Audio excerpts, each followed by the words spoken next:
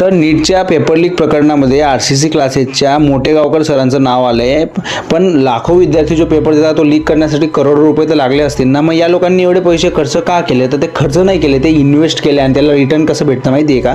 ते प्रश्न भेटल्यानंतर त्याला मॉक टेस्टमध्ये टाकलं जातं आणि आपल्या क्लासच्या विद्यार्थ्यांना सॉल्व्ह करायला दिलं जातं. आणि जेव्हा पेपर चांगला जातो ना तेव्हा सर असे मस्त इंटरव्ह्यू घेतात. आम्ही सांगितलेले प्रश्न आले ना, आमच्या क्लासेसचा रिझल्ट नंबर 1. आताच पेपर देऊन आला प्रणिती. RCC मॉक मधून RCC टेस्टिंग क्वेश्चन आले, त्याच्या बाहेर क्वेश्चन आलाच ना. बायोलॉजी काय म्हणते? सगळं एनसीईआरटी बेसिस मॉक टेस्ट मध्ये जे विचारलं ते चालू.